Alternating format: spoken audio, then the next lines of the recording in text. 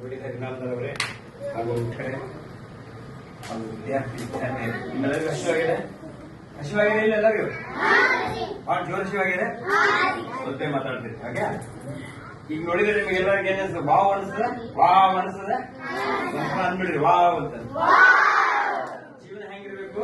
Wow ಅವ್ವ ಅಂತ ಇರ್ಬಾರ್ದು. ಹೆಂಗಿರ್ಬೇಕು? ವಾವ್ ಅಂದ್ರೆ ಉಲ್ಟಾ ಹೇಳಿದ್ರೆ ಅವ್ವ ಅಂತ ಅವ್ವ ಅನ್ಲಿಕ್ಕೆ ಹೋಗ್ಬೇಡ್ರಿ, ವಾವ್ ಅನ್ಬೇಕು. ಇದು ನಾ ಏನೊಂದು ಖರ್ಚು ಮಾಡಿದ್ದೆ ಅದಕ್ಕಿಂತ 10 ಪಟ್ಟು ನೀವು ಖರ್ಚು ಮಾಡಿದ್ರೆ 10 ಪಟ್ಟು ನನಗೆ ನೀವು ಅಭಿನಂದನೆ ಸಲ್ಲಿಸಿದರೆ ನಾನು ನಿಮಗೆ ತುಂಬಾ ಚಿರಋಣಿಯಾಗಿದ್ದೇನೆ. ಇದೇನೂ ಅಲ್ಲ, ಆಕ್ಚುಲಿ ಏನೋ ಒಂದು ಸಣ್ಣದು ಒಂದು ನಾನು ನಿಮಗೆ ಏನೋ ಒಂದು ಫೋನ್ ಮುಗಿಯುತ್ತದು ಮತ್ತೆಲ್ಲ ಏನೋ ಅಲ್ಲ, ಒಂದು ತೃಣಕ್ಕೆ ಸಮಾನ. ತೃಣ ಅಂದ್ರೆ ಹುಲ್ಲು, ಒಂದು ಕಡ್ಡಿ ಸಮಾನ ನಾವೇನು ಮಾಡಿಲ್ಲ. ಆಕ್ಚುಲಿ ಏನಾಯ್ತು, ಕರೆದ್ರು ಏನು ಬರ್ಬೇಕಂದ್ರೆ ನೀವು ಹಾಕೊಂಡಿದ್ದಂತ ಡ್ರೆಸ್ ಯಾವ ರೀತಿ ಇದೆ ಅಂತ ನೋಡ್ಬೇಕನ್ನಿಸ್ತು, ಅದಕ್ಕೆ ಬಂದಿದ್ದೇನೆ. ಸೊ ಯಾವುದೇ ಕಾರಣಕ್ಕೆ ನಾವು ಪ್ರದರ್ಶನ ಮಾಡಬೇಕು, ನಾವು ಹೊಗಳಿಕೆ ತಗೊಂಡು ಮಾಡಿಲ್ಲ. ಒಂದು ಇವ್ರು ಹೇಳಬೇಕು, ಪ್ರೇರಣೆ ಆಗ್ಬೇಕು, ಮತ್ತೊಬ್ಬರಿಗೂ ಕೊಡುವಂಗ ಆಗ್ಬೇಕು ಅಂತ ಹೇಳಿ ನಾ ಈ ತರದೊಂದು ಈ ಸಂದರ್ಭದಲ್ಲಿ ಬಂದಿರೋದು. ತುಂಬಾ ಚೆನ್ನಾಗಿ ಕಾಣ್ತಾ ಇದ್ದಾರೆ, ಒಂದು ತರ ಇಂಟರ್ನ್ಯಾಷನಲ್ ಸ್ಕೂಲ್ ನೋಡ್ದಂಗೆ ಆಗುತ್ತೆ.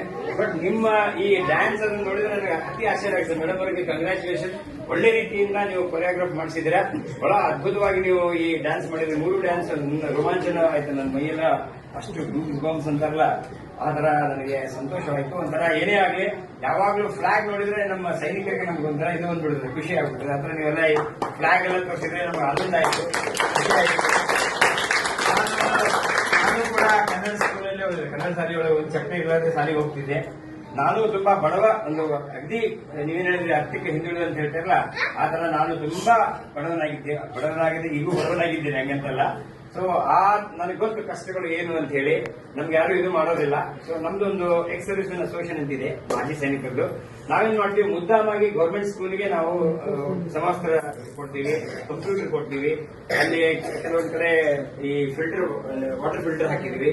ಸೊ ಏನೇನು ಇದು ಎಲ್ಲ ವಸ್ತುಗಳು ಬೇಕಾಗಿದೆ ಅದು ಗೌರ್ಮೆಂಟ್ ಸ್ಕೂಲ್ಗೆ ಕೊಡ್ತೀವಿ. ಯಾಕಂದ್ರೆ ಪ್ರೈವೇಟ್ ಸ್ಕೂಲಲ್ಲಿ ಸಾಕಷ್ಟು ದುಡ್ಡು ತಗೊಳ್ತಾರೆ, ಅವ್ರಿಗೆ ಎಲ್ಲ ತರದ್ದು ರಿಸೋರ್ಸಸ್ ಇರುತ್ತೆ. ಸೊ ಇಲ್ಲಿ ಸಂಪನ್ಮೂಲ ಕಡಿಮೆ ಅಂತ ಹೇಳಿ ನಾವು ಯಾವತ್ತೂ ಸ್ಕೂಲ್ಗೆ ಮಾಡೋದು.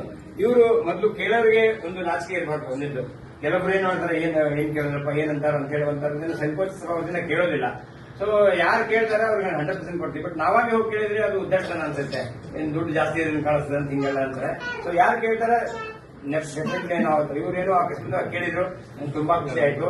ನಮ್ಮ ಮನೆಯವರು ಕೂಡ ಸ್ಕೂಲ್ ಯಲಹಂಕದಲ್ಲಿ ಸ್ಕೂಲ್ ಮಾಸ್ಟರ್ ಇದ್ದಾರೆ, ಅವರು ಶಿಕ್ಷಕರು. ಅವರು ಆ ಸ್ಕೂಲಲ್ಲಿ ಸುಮಾರು 500 ಜನ ಮಕ್ಕಳಿದ್ರು. ಅಲ್ಲೂ ಕೂಡ ನಾವು ಈ ತರದ್ದು ಒಂದು ಯೂನಿಫಾರ್ಮ್ ಕೊಟ್ಟಿದ್ದೀವಿ ಅಲ್ಲಿ. ಸೊ ಅಲ್ಲಿನೂ ಈ ತರದ್ದು ಒಂದು ಅಭಿನಂದನೆ ಸ್ವೀಕಾರ ಮಾಡಿದ್ವಿ. ಸೊ ಇದು ಕೇವಲ ಪ್ರದರ್ಶನಕ್ಕಲ್ಲ, ಕೇವಲ ಪ್ರೇರಣೆಗಾಗಿ ಎಲ್ಲರಿಗೂ ಪ್ರೇರಣೆ ಆಗ್ಬೇಕಂತ ಹೇಳಿ ನಾವು ಕೂಡ ಅನುಭವಿಸಿದ್ವಿ. ತುಂಬಾ ಕಷ್ಟ ಇತ್ತು, ನಮಗೆಲ್ಲ ಈ ಬಟ್ಟೆಗಳು ತಗೊಳ್ಳಿಕ್ ಆಗಲ್ಲ. ಅದರಿಂದ ಇದಕ್ಕೆಲ್ಲ ಇವೆಲ್ಲ ಸೇರಿ ಏನು ಕಷ್ಟಪಟ್ಟು ನಮಗೆ ಕೇಳಿದ್ರೆ, ಆಮೇಲೆ ಇದಕ್ಕಿಂತ 10 ಪಟ್ಟು ನೀವು ಕೆಲಸ ಮಾಡಬೇಕಾಗತ್ತೆ. ಅದು ಮೆಜರ್ಮೆಂಟ್ ತಗೊಳ್ಳೋದು ಅಥವಾ ಸೈಜ್ ಕೊಡೋದು, ಇದೆಲ್ಲ ಮುಂದಿನ ಕೆಲಸಗಳು ಕೂಡ ನೀವು ಸಮಗ್ರವಾಗಿ ಮಾಡಿ ನಿಮಗೆ ಬರುವಂಗೆ ಮಾಡಿದ್ದಾರೆ. ಸೊ ನನ್ನ ಬದಲಾಗಿ ಅವರೆಲ್ಲರಿಗೂ ನೀವು ಅಭಿನಂದನೆಗಳು ಹೇಳಬೇಕು. ನನ್ನ ಚಪ್ಪಾಳೆ ಇಂಗ್ಲಿಷಲ್ಲಿ ಒಂದು ಮಾತು ಹೇಳ್ತಾರೆ, ಯಾವತ್ತೂ you have to see happiness in others happiness ಅಂತ ಹೇಳಿ. ನಮ್ಮದ್ರಲ್ಲಿ ನಾವು ಸುಖ ಕಾಣಬಾರ್ದು. ನಿಮ್ಮ ಕಣ್ಣಲ್ಲಿ ನಾ ಏನಾದ್ರು ಆನಂದ ಭಾವನೆ ಕಾಣ್ತಾ ಇದ್ದೀರಾ, ಅದು ನನ್ನ ಆನಂದಕ್ಕಿಂತ ಜಾಸ್ತಿ. ನಿಮ್ಮೆಲ್ಲಾ ಕಣ್ಣುಗಳಲ್ಲಿ ಒಂದು ಖುಷಿ ಇದೆ ತಾನೆ, ಆ ಖುಷಿ ನೋಡಿ ನನಗೆ 100% ಖುಷಿ ಆಗ್ತಿದೆ. ಹೀಗಾಗಿ ಯಾವತ್ತೂ ನೀವೇನ್ ಮಾಡ್ಬೇಕು, ಬೇರೆಯವ್ರ ಖುಷಿ ಅಂದ್ರೆ ನಿಮ್ಮ ಖುಷಿಗಿಂತ ಬೇರೆಯವರ ಖುಷಿ ಬಿಟ್ಟು ನೀವು ಖುಷಿ ಪಡಬೇಕು. ಅವಾಗ ಇನ್ನೂ ಹೆಚ್ಚಿನ ಆನಂದ ಇರಬೇಕು. ಆಮೇಲೆ ಯಾವಾಗಲೂ ಯಾವರನ್ನು ಬ್ಲೇಮ್ ಮಾಡಬೇಡ್ರಿ. ಅಂದ್ರೆ ಅವ್ನ್ ತಪ್ಪು ಅನ್ಬಿಡು, ನಿಮ್ ತಪ್ಪಿರಬೇಕು. ಅದಕ್ಕೆ ಯಾವತ್ತು ಹೇಳ್ಬೇಕು, I may be wrong, they are right ಅಂತ ಹೇಳ್ಬೇಕು. ಬೇರೆಯವರು ಸರಿಯಾಗಿದ್ದಾರೆ, ನಾನ್ ತಪ್ಪಿರ್ಬೇಕು ಅಂತ ಹೇಳಿ ನಾವೇ ಸುಧಾರಿಸಲಿಕ್ಕೆ ಪ್ರಯತ್ನ ಮಾಡೋಣ. ಅದು ಬೇರೆಯವರಿಗೆ ನಾವು ಬಟ್ಟು ಮಾಡೋದು ಬೇಡ, ಟಿಪ್ಪಣೆ ಮಾಡೋದು ಬೇಡ, ಟೀಕೆ ಮಾಡೋದು ಬೇಡ. ಓಕೆ, ಸುಂದರವಾಗಿ ನೀವು ಸ್ಕೂಲ್ ಕಲೀರಿ. ಒಳ್ಳೆ ವಿದ್ಯಾರ್ಥಿಗಳನ್ನು ಸ್ವಲ್ಪ ಪೆಟ್ಟು ಬಿದ್ದೆ ಬೀಳುತ್ತೆ. ಸೊ ಎಲ್ಲ ರೀತಿಯಿಂದ ಕಲ್ಲುಗಳಿರ್ತವೆ ಅಲ್ವಾ. ಒಂದು ಕಲ್ಲು ಏನಾಗುತ್ತೆ, ಮೂರ್ತಿ ಆಗುತ್ತೆ, ಅದಕ್ಕೂ ಪೆಟ್ಟು ಬೀಳುತ್ತೆ. ಒಂದು ಕಲ್ಲು ಫುಟ್ಪಾತ್ ಆಗುತ್ತೆ, ಇದು ಚಪ್ಪಡಿ ಕಲ್ಲು. ಸೊ ನಿಮ್ಗೆ ಯಾವ್ದಾಗ್ಲಿಕ್ಕೆ ಇಷ್ಟ? ಚಪ್ಪಡಿ ಕಲ್ಲಿಗೆ ಜಾಸ್ತಿ ಏಟ್ ಬೀಳಲ್ಲ ಅಲ್ವಾ, ತಂದು ಹಾಗೆ ಹಾಕ್ಬಿಡ್ತಾರೆ. ಅದು ಮೂರ್ತಿ ಆಗಿದ್ರೆ ಅದಕ್ಕೊಂದು ಏಟ್ ಬೀಳಬೇಕಲ್ಲ. ಸೊ ಈ ತರ ಮೂರ್ತಿ ಹಾಕ್ಬೇಕು. ಅವಾಗ ಏನಾಗುತ್ತೆ, ನಿಮ್ಗೆ ಪೂಜೆ ಮಾಡ್ತಾರಲ್ವಾ. ಅಲ್ಲಿ ಮೇಲ್ ಬಂದಿದೆ ನೋಡಿ, ವಿದ್ವಾನ್ ಸರ್ವತ್ರ ಪೂಜೆತೆ ಅಂತ ಹೇಳಿ. ಯಾರು ವಿದ್ಯೆ ಕಲಿತಾರೆ ಅವ್ರಿಗೆ ಗುಡ್ಡದ ಮೇಲೆ ಹೋದ್ರು ಕಿಮ್ಮತ್ತಿರ್ತದೆ. ಸೊ ಹಾಗೆ ಏನ್ ಟೀಚರ್ಸ್ ನಿಮ್ಗೆ ಹೇಳ್ಕೊಡ್ತಾರೆ, ತುಂಬಾ ಒಳ್ಳೆ ರೀತಿಯಲ್ಲಿ ಹೇಳ್ಕೊಡ್ತಿದ್ದಾರೆ. ಈ ರೀತಿಯಲ್ಲೂ ಈಗ ನೋಡ್ತಾ ಇದ್ದೀರಾ, ನಾರ್ತ್ ಕರ್ನಾಟಕದಿಂದ ಪ್ರತಿಯೊಬ್ರು UPSC ಪಾಸ್ ಆಗಿ IAS IPS ಆಫೀಸರ್ ಆಗ್ತಾ ಇದ್ದಾರೆ. ನಾರ್ತ್ ಈ ರಿಸಲ್ಟ್ ಏನಿದೆ SSLC ರಿಸಲ್ಟ್ ತುಂಬಾ ಒಳ್ಳೇದು ಬರ್ತದೆ. ಇದಕ್ಕೆಲ್ಲಕ್ಕೂ ಈ ಶಿಕ್ಷಕರ ಕಾರಣ, ಅವ್ರಿಗೆ ನಾನು ಅಭಿನಂದನೆ ಸಲ್ಲಿಸ್ತೀನಿ ನಿಜವಾಗಿ. ಇದೇ ರೀತಿ ಮಕ್ಕಳು ಕೂಡ ಟೀಚರ್ ಇದನ್ನ ಕೇಳಿಕೊಂಡು ಸರಿಯಾಗಿ ಓದಿ ಮುಂದೆ ಬಂದು ಒಳ್ಳೆ ಒಂದು ನಾಗರಿಕರಾಗಿ ನಮ್ಮ ಭಾರತವನ್ನು ಮುಂದೂಡಿಸಬೇಕಂತ ಹೇಳಿ ನನ್ನ ಮಾತು ಮುಗಿಸ್ತೀನಿ. Thank you. 17 ಅಂದ್ರೆ ಏನು? ಇನ್ನು 18 ವರ್ಷ ಆಗ್ಬೇಕು, ಇದು ಆಗ್ಬೇಕಾದ್ರೆ ನೌಕರಿ ಮಾಡ್ಬೇಕಾದ್ರೆ. ಅಟ್ ದ ಏಟ್ ಆಫ್ 17 ಅಂತಂದ್ರೆ ನನಗೆ ಈಗ 42 ವರ್ಷ. ಅಂದ್ರೆ 42 ವರ್ಷ ಸರ್ವಿಸ್ ಮಾಡಿ 60 ವರ್ಷಕ್ಕೆ ನಾನು ರಿಟೈರ್ ಆಗಿದ್ದು. ಸೊ ನಾನು 17 ವಯಸ್ಸಿಗೆ ಹೋದಾಗ ನನಗೇನು ಗೊತ್ತಿರಲಿಲ್ಲ. ಏನು ಇಂಡಿಯನ್ ಏರ್ಫೋರ್ಸ್ ಅಂದ್ರೇನು, ಹಿಂದಿ ಅಂದ್ರೇನು, ಹಿಂದಿ ಭಾಷೆನೇ ಗೊತ್ತಿರಲಿಲ್ಲ. ಈ ಕಡೆ ಬಿಜಾಪುರ ಭಾಷೆ, ಆ ಭಾಷೆ ಸೀತಾಪಕಡ್ ಬೀಡೇಲಾತು ಗುಸುಗುಸರೆ ಹಾವು ಕೆಲ್ಲಿಗೆ ಮಾರ ಇಂತ ನಾವು ಬಿಜಾಪುರ ಭಾಷೆ ಈ ತರ ಮಾತಾಡೋರು. ಅಲ್ಲಿ ಬೇರೆ ಭಾಷೆಯಲ್ಲಿ ಒಳ್ಳೆ ರೀತಿಯಿಂದ ಭಾಷೆ ಮಾತಾಡೋರು. ಅಲ್ಲಿ ಹೋದ ತಕ್ಷಣ ನಾನು ಹೋಗ್ಬೇಕಾದ್ರೆ ನನಗೆ ವೆಯ್ಟ್ ಕಡಿಮೆ ಇದೆ ಅಂತ ರಿಜೆಕ್ಟ್ ಮಾಡಿದ್ರು. ಮೊದಲು ವೆಯ್ಟ್ ಅಂದ್ರೆ ಭಾರ ಎಲ್ಲ ಚೆಕ್ ಮಾಡ್ತಾರೆ. ಎಕ್ಸಾಮ್ ಬರೆದಿದ್ಮೇಲೆ ವೆಯ್ಟ್ ಕಡಿಮೆ ಇದೆ ಅಂತ ರಿಜೆಕ್ಟ್ ಮಾಡಿದ್ರು. ಮೊದಲು ವೆಯ್ಟ್ ಅಂದ್ರೆ ಭಾರ ಎಲ್ಲ ಚೆಕ್ ಮಾಡ್ತಾರೆ. ಎಕ್ಸಾಮ್ ಬರೆದಿದ್ಮೇಲೆ ಏನ್ ಮಾಡ್ತಾರೆ, ಮೊದಲು ಪರೀಕ್ಷೆ ಇರ್ತದೆ. ಪರೀಕ್ಷೆ ಪಾಸ್ ಆದ್ಮೇಲೆ ನಿಮ್ದು ಹೈಟು ವೆಯ್ಟು ಎಲ್ಲ ನೋಡ್ತಾರೆ. ಚೆಸ್ಟ್ ಸ್ವಲ್ಪ ವೆಯ್ಟ್ ಕಡಿಮೆ ಆದ್ರೆ ಏನ್ ಮಾಡ್ತಾರೆ, ರಿಜೆಕ್ಟ್ ಮಾಡ್ತಾರೆ. ಸೊ ನಮಗೂ ರಿಜೆಕ್ಟ್ ಮಾಡಿದ್ರು. ಕೆಲವರು ಹೇಳಿದ್ರು ಬಾಳೆಹಣ್ಣು ತಿಂದ್ರೆ ಹೊಟ್ಟೆ ಬರ್ತದೆ, ಅವಾಗ ವೇಟ್ ಬರ್ತದೆ. ಅಂದ್ರೆ ನಾವು ಒಂದು ಡಜನ್ ಬಾಳೆಹಣ್ಣು ತಿಂದ್ಕೊಂಡು ಹೋದ್ವಿ, ವೇಟ್ ಬಂದು ಸೆಲೆಕ್ಷನ್ ಆಯ್ತು. ಅರ್ಥ ಆಯ್ತಾ? ಆತರ ಸೆಲೆಕ್ಷನ್ ಆಗಿ ಮುಂದೆ ಬಂದಾಗ ನೋಡಿದ್ರೆ ಎಲ್ಲಾ ಹಿಂದಿ ಮಾತಾಡೋರು, ಕನ್ನಡದವ್ರು ಯಾರು ಇಲ್ಲೇ ಇಲ್ಲ. ಅಲ್ಲಿ ಬಂದ ಕೂಡಲೇ ಎಲ್ಲರೂ ಕೆಲವರು ಕ್ಯಾ ಹಾಲ್ ನಾವು ಕುಡಿದೊಂದೇ ಹಾಲು ಗೊತ್ತು, ಕ್ಯಾ ಹಾಲ್ ಕುಡಿದ್ರ ಅಂತಿದ್ವಿ ನಾವು. ಹಾಲ್ ಕ್ಯಾ ಅಂದ್ರೆ ಜಾಬೆ ಮೊಸರು ಬನ್ನಿ ಅಂದ್ಬಿಡ್ತೀವಿ. ಮೊಸರು ಕ್ಯಾ ಹೋಗ್ಯ ಅಂತ. ಅವಾಗ ಅವ್ರು ಇಂಗ್ಲಿಷ್ ಒಳಗೆ ಹೇಳ್ಬೇಕು. ಇಂಗ್ಲಿಷ್ ಒಳಗೆ ಹೇಳ್ಬೇಕು, milk sleeping in the night becoming tight ಅಂದ್ರೆ ಹೆಪ್ ಆಗ್ತದಂತ. ಅವೇ ಉಚಿತ ಬಿಡೋದು. ಈ ರೀತಿಯಾಗಿ ನಕ್ಕೋತ್ ಬಂದ್ವಿ. ಸಾಕಷ್ಟು ಕಡೆ ನಾವು ಫೇಲ್ಯೂರ್ ಆದ್ವಿ. ಒಂದ್ಸಲ ಹೇಳಿದೆ, ನಮ್ಗೆ ಹಿಂದಿ ಕಲ್ಸ್ರು, ಹಿಂದಿ ಬರೋಲಾಗ್ಯದ ಅಂತ ಹೇಳಿ. ಅದಕ್ಕೆ ಅವ್ರು ಹೇಳಿದ್ರು, ಹಿಂದಿ ಕಲ್ಸ್ಬೇಕಾ, ಹಿಂದಿ ಸಿನಿಮಾ ನೋಡು, ಹಿಂದಿ ಪಿಕ್ಚರ್ ಆಡು, ನಿಂಗೆ ಹಿಂದಿ ಬರ್ತದೆ ಅಂತ ಹೇಳಿದ್ರು. ನಮ್ ಕಡೆ ಅವ್ರು ಹಿಂದಿ ಕಡಿಮೆ ಅಲ್ಲ, ಆತರ ಹಿಂದಿ ಬರಂಗಿಲ್ಲ. ಅವ್ರು ಮಾತಾಡೋದು ಅವರೆಲ್ಲ ಆಪ್ಕಾ ಹಿಂಗೆಲ್ಲ ಮಾತಾಡ್ತಾರೆ. ಸರಿ ಅಂತ ನಾವು ಅವ್ರ ಜೊತೆ ಒಂದ್ಸಲ ಹಿಂದಿ ಸಿನಿಮಾ ನೋಡ್ಲಿಕ್ಕೆ ಹೋದೆ. ಹಿಂದಿ ಸಿನಿಮಾ ನೋಡ್ಬೇಕಾದ್ರೆ ನನ್ನ ಅಕ್ಕಪಕ್ಕ ಒಂದು ಗಂಡ ಹೆಂಡತಿ ಬಂದ್ರು, ಒಂದು ಸಣ್ಣ ಮಗು ಬಂದಿತ್ತ ಪಾಪು ಬಂದು ತೊಡಿ ಮೇಲೆ ಕೂತು ಆಟ ಆಡ್ಲಿಕ್ಕೆ. ಆ ತಾಯಿ ಆಮೇಲೆ ಕೇಳಿದ್ರು, ಹಿಂದಿ ಒಳಗೆ ಕೇಳ್ಬೇಕಲ್ಲ, ಬಚ್ಚಾ ಸೋಗೆ ಯಾಕೆ ಅಂತ ಹೇಳಿದ್ರು. ನನ್ನ ಪಟಕ್ಕೆ ಹಿಂದಿ ಒಳಗೆ ಉತ್ತರ ಏನ್ ಕೊಡ್ಬೇಕಂತ, ನೈ ಜಿಂದಾ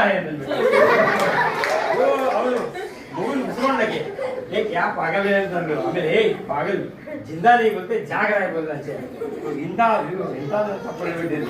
ಆದ್ರೆ ನಾವು ಎಷ್ಟು ತಪ್ಪು ಮಾಡ್ತೀವಿ ಅಷ್ಟು ನಾವು ಮುಂದುವರಿಬೇಕು. ಅದನ್ನ ಮನ್ಸಿಗೆ ಹಚ್ಕೊಂಡು ನನಗೇನು ಗೊತ್ತಿಲ್ಲ, ನಾ ಎಷ್ಟು ಹುಚ್ಚಿದ್ದೀನಿ, ನಾ ಎಷ್ಟು ಕದ್ದಿದ್ದೀನಿ, ನನಗೇನು ಗೊತ್ತಿಲ್ಲ ಅಂದ್ರೆ ನೀವು ಮುಂದುವರಿಬೇಕು.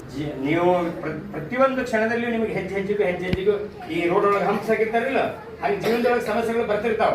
ಅಯ್ಯೋ ಇಲ್ಲಿ ನಾ ಸೋತೆ ಹಂಗೆ ಹೋಗ್ಬೇಕು, ಗೆದ್ದು ಬಿಡ್ತೀವಿ. ಗೊತ್ತಾಯ್ತಾ? ಸೊ ಯಾವತ್ತೂ ನಾವು ನನಗೇನು ಗೊತ್ತಿಲ್ಲ, ಏನು ಟೀಚರ್ ಕೇಳಿದ್ರು ನನ್ನ ಉತ್ತರ ಹೇಳಿಲ್ಲ ಅಂತ ಹೇಳಿ ಮನಸ್ಸಿಗೆ ಹಚ್ಚಿಕೊಂಡು ಸ್ಟಾಪ್ ಮಾಡ್ಕೋಬಾರ್ದು. ಎಂಜಾಯ್. ಗೊತ್ತಾಯ್ತಾ? Feel free. ಏನ್ ತಪ್ಪಿಟ್ಕೊ, ಏನ್ ಇವತ್ತಿಗೆ ಬಂದಿಲ್ಲ ನಾಳೆ ಬಂದೇ ಬರುತ್ತೆ. ಯಾವ್ದು ದೊಡ್ಡ ಮಾತಿಲ್ಲ. ಇವಾಗ ಟೀಚರ್ ಬೈದ್ರೆ ಒಳ್ಳೇದಕ್ಕೆ ಬೈದಿರ್ತಾರೆ, ಅದನ್ನ ಮನ್ಸಿಗೂ ಹಚ್ಕೋಬಾರ್ದು. ಬೈದ್ರಾ ಒಳ್ಳೇದಕ್ಕೆ ಬೈದಿದ್ದಾರೆ, ನಾ ಇಂಪ್ರೂವ್ ಆಗ್ತದೆ ಅಂತ ಹೇಳ್ಬೇಕು. ಅರ್ಥ ಆಯ್ತಾ? ಸೊ ಪ್ರತಿಯೊಂದು ಕಲ್ತು ಈ ಸಾಕು ನಿಮ್ಗೆಲ್ಲ ಹಸಿವಾಗಿದೆ. ನನ್ನ ಹತ್ರ ಸಾಕಷ್ಟು ಇವ್ರು ಅನುಭವಗಳಿವೆ, ಅದು ಹೇಳ್ಕೊಂಡು ಟೈಮ್ ಇಲ್ಲ. ಸೊ ಆನಂದವಾಗಿ ನಾನು 20 ವರ್ಷ ಏರ್ಫೋರ್ಸ್ ಅಲ್ಲಿ ಕಳೆದೆ. ಅದಾದ ನಂತರ 10 ವರ್ಷ ನಾನು ಸಬ್ ಇನ್ಸ್ಪೆಕ್ಟರ್ ಆಗಿ ಕಳೆದೆ. ಅಲ್ಲೂ ಕೂಡ ಇದೇ ರೀತಿ ಮಾನವನಿಗೆ ಮುಖ್ಯವಾಗಿ ಬೇಕಾಗಿದ್ದೇನು, ರೋಟಿ ಕಪಡ ಅವ್ರ ಮಕಾನ್. ಏನ್ ಬೇಕು? ತಿನ್ಲಿಕ್ಕೆ ಊಟ ಬೇಕು, ಇರ್ಲಿಕ್ಕೆ ಮನೆ ಬೇಕು, ಹಾಕೊಳ್ಳಿಕ್ ಬಟ್ಟೆ ಬೇಕು ಅಲ್ವಾ. ನಾನು ಸಿಟಿ ಮಾರ್ಕೆಟ್ ಅಲ್ಲಿ ಬೆಂಗಳೂರಲ್ಲಿ ಕೆಲಸ ಮಾಡ್ತಾ ಇದ್ದೆ. ಅಲ್ಲಿ ಏನಾಗ್ತಾ ಇತ್ತು, ದಿನಾಲು 10 ಜನ ಸಾಯ್ತಿದ್ರು. ಯಾಕೆ? ಕುಡಿತಿದ್ರು. ಅವರೆಲ್ಲ ಒತ್ತು ಗಾಡಿ ಇರಲ್ಲ, ಸಿಟಿ ಮಾರ್ಕೆಟ್ ಅಲ್ಲಿ ಒತ್ತಾರೆ ಗಾಡಿ, ತುಂಬಾ ಭಾರ ಇರ್ತದೆ. ಅದು ಒತ್ತಿ ಅವರಿಗೆ ಹೈರಾಣಾಗಿ ರಾತ್ರಿ ದಾರು ಕುಡಿದು ಬೆಳಿಗ್ಗೆ ಸತ್ತೋಗ್ಬಿಡ್ತಿದ್ರು. ಅದೆಲ್ಲ ನೋಡಿ ನನ್ನ ಕೆಲಸ ಏನು, ಬರೀ ಅವ್ರು ತಗೊಂಡು ಹೋಗುದು, ಅದನ್ನ ಏನಂತಾರೆ ಜಮೀನಲ್ಲಿ ದಫನ್ ಮಾಡೋದು ಕೆಲಸ. ಸೊ ಅದು ಮಾಡಿ ನಂಗೆ ಸುಸ್ತಾಗಿತ್ತು. ಒಂದ್ ದಿವಸ ಒಬ್ರು ಯಾರು ಬಂದ್ರು, ಅವ್ರು ಕೇಳಿದ್ರು, ಏನ್ ಇದು ಇಷ್ಟು ಜನ ಸಾಯ್ತಾರೆ, ಏನ್ ಕಾರಣ ಅಂತ. ನಮ್ ಪೊಲೀಸರು ಗೊತ್ತಲ್ಲ, ಬೇಗ ಕಳಿಸ್ಬಿಡ್ತಾರೆ, ನಡಿ ನಿಂಗೆ ತೊಗೊಂಡು ಏನ್ ಮಾಡೋದು, ನಡಿ ಅಂತ. ಬಟ್ ನಾನು ಏರ್ಫೋರ್ಸ್ ಬಂದಿದ್ರಿಂದ ಅವ್ರು ಕರೆದು ಚೇರ್ ಕೊಟ್ಟು ಕೂಡಿಸಿ ಏನಮ್ಮ ಏನ್ ಬೇಕು ಅಂತ ಕೇಳಿ, ಅವರೆಲ್ಲ NGO ಅಂತ ಹೇಳ್ತಾರೆ, ಅವ್ರ ಆರ್ಗನೈಸೇಷನ್ ಇರ್ತದೆ. ಅವ್ರು ಕೇಳಿದ್ರು, ಸರ್ ನನಗೊಂದು ಡೆತ್ ರಿಪೋರ್ಟ್ ಬೇಕು, ಇಷ್ಟು ಒಂದು 100 ಜನ ಸತ್ತಿದ್ದಾರೆ, ಯಾಕೆ ಸತ್ತಿದ್ದಾರೆ ಕಂಡುಹಿಡಿಬೇಕಾದ್ರೆ ನಾವು ಅನಲೈಸ್ ಮಾಡ್ತೀವಿ ಕೊಡಿ ಅಂದಾಗ ಅವ್ರಿಗೆ ನಾವು ಡೆತ್ ರಿಪೋರ್ಟ್ ಕೊಟ್ಟಿವಿ. ಯಾರು ಕೊಡಲ್ಲ ಪೊಲೀಸರು, ಬಟ್ ನಾಳೆ ಕೊಡು ಅವ್ರು ಕಂಡುಹಿಡಿಲಿ ಅಂತ. ಅವ್ರು ಡೆತ್ ರಿಪೋರ್ಟ್ ಕಂಡುಹಿಡಿದ್ರೆ ಅದಕ್ಕೆ ಕಾರಣ ಹಸಿವು ಅಂತ ಬಂತು. ಏನು? ಹಸಿವಿನಿಂದ ಬಳಿ ಸತ್ತಿದ್ದಾರೆ ಅಂತ ಗೊತ್ತಾಯ್ತು. ನೋಡಿ ಅಂದ್ರೆ ಏನ್ ಮಾಡ್ತಾ ಇದ್ರು, ಅವರು ಊಟ ಮಾಡ್ತಿರ್ಲಿಲ್ಲ, ಬಟ್ ಕುಡಿತಿದ್ರು. ಯಾಕೆ? ಕುಡಿದ್ರೆ ಇದೆಲ್ಲ ನೋವು ಕಡಿಮೆ ಆಗ್ಬಿಡುತ್ತೆ. ಅದೆಲ್ಲ ವಸ್ತು ಗಾಡಿ ಅಲ್ಲ, ಅಲ್ಲೇ ಈ ದೊಡ್ಡ ದೊಡ್ಡ ಲಾರಿ ಟ್ರಕ್ ಒಳಗಡೆ ಬಿಡಲ್ಲ. ಅದಕ್ಕೋಸ್ಕರ ಅವ್ರು ಏನ್ ಮಾಡೋರು, ವಸ್ತು ಗಾಡಿ ತಗೊಂಡು ಹೋಗಿ ಪ್ರತಿಯೊಂದು ಅಂಗಡಿಗೆಲ್ಲ ಸಾಮಾನು ಕೊಡ್ತಾರೆ. ಅವಾಗ ಏನಾಗಿತ್ತು, ಹೈರಾಣ ಆಗುತ್ತೆ. ರಾತ್ರಿ ಕುಡಿತಾರೆ, ಬೆಳಿಗ್ಗೆ ಸತ್ತೋಗ್ಬಿಡ್ತಾರೆ. ಕುಡಿದು ಕರೆಲ್ಲ ಹಾಳಾಗೋಗಿರ್ತದೆ. ಸೊ ಕೊನೆಗೆ ನನಗೆ ಗೊತ್ತಾಯ್ತು ಈ ತರ ಅವರು ಹಸಿವಿನಿಂದ ಬಳಲಿ ಸತ್ತಿದ್ದಾರೆ ಅಂದಾಗ ನಾನು ಕೆಲವೊಂದು ಈ ದಾನಿಗಳಿಗೆ ಹೋಗಿ ನಾನೇ ವಿನಂತಿಸಿಕೊಂಡೆ, ದಯವಿಟ್ಟು ಇವ್ರಿಗೆ ಊಟ ಕೊಡಿ ಅಂತ ಅಂದಾಗ ಜೈನ ಮಂದಿ ಇದೆಲ್ಲ ಸ್ವಲ್ಪ ದಾನಗಳಲ್ಲಿ ಜಾಸ್ತಿ ಮೇಲುಗೈ ಅವ್ರ ಆಯ್ತು ನಾವು ಒಂದು ಮೊಸರನ್ನ ಚಿತ್ರಾನ್ನ ಕೊಡ್ತೀವಿ ಅಂತ ಹೇಳಿ ಅವರು ಮರುದಿನ ಅವರು ಫ್ರೀ ಆಗಿ ಮೊಸರನ್ನ ಚಿತ್ರಾನ್ನ ಪ್ರತಿಯೊಂದು ಆ ಒತ್ತುಗಾಡಿ ಕೂಲಿಗಾರರಿಗೆ ಕೊಡ್ಲಿಕ್ಕೆ ಸ್ಟಾರ್ಟ್ ಮಾಡಿದ್ರು. ನೀವು ನಂಬಲ್ಲ, ಆ 10 ಏನು ಜನ ಸಾಯಿದ್ರು ಅವರು 1-2ಕ್ಕೆ ಇಳಿತು. ಹೀಗಾಗಿ ಒಂದು 8 ಜನ ಉಳ್ಕೊಂಡ್ರು. ಅರ್ಥ ಆಯ್ತಾ? ಈ ರೀತಿಯಾಗಿ ಒಂದು ಸಣ್ಣದು ಮೊಸರನ್ನ ಮತ್ತು ಚಿತ್ರಾನ್ನ ಕೊಟ್ಟಿದ್ರಿಂದ ಒಂದು 10 ಜೀವಗಳ ರಕ್ಷಣೆ ಆಯ್ತು. ಈಗ ಪ್ರತಿಯೊಬ್ಬರು ದಾನಗಳನ್ನು ಮಾಡಬೇಕು. ಯಾಕಂದ್ರೆ ಎಷ್ಟು ತಿಂತೀವಿ ನಾವು? 1-2 ರೊಟ್ಟಿ ತಾನೆ.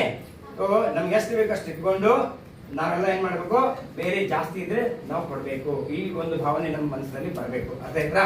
ಅದಕ್ಕೆ ನಮ್ಮ ಮತ ಸಂಪ್ರದಾಯದಲ್ಲಿ ಒಬ್ಬರು ವಿಜಯದಾಸರು ಹೇಳ್ತಾರೆ, ಈ ರೀತಿ ಮಾಡಿದ್ರೆ ನಿಮ್ಗೆಲ್ಲ ಜನರು ನಿಮ್ಮ ಒಲಿವಿನಿಂದ ನಿಖಿಲ ಜನರು ಒಂದು ಮನ್ನಿಸುವರು ಮಹಾರಾಯ, ಎನ್ನ ಪುಣ್ಯಗಳಿಂದ ಈ ಪರಿ ಉಂಟೇನೋ, ನಿನ್ನದೇ ಸಕಲ ಸಂಪತ್ತು. ಆ ಭಗವಂತ ಆ ಅಲ್ಲ ಏನ್ ಕೊಟ್ಟಿದ್ದಾರಲ್ಲ ಒಂದು ಎಲ್ಲ ಸಂಪತ್ತು ಅನ್ಕೊಂಡು ನಾವು ಅವನಿಗೆ ಸಮರ್ಪಣೆ ಮಾಡಬೇಕು. ನಿಮ್ಗೆ ಕೊಟ್ಟಿದ್ದು ಅಂದ್ರೆ ಆ ಭಗವಂತನಿಗೆ ಸಮರ್ಪಣೆ. ನಮಸ್ಕಾರ.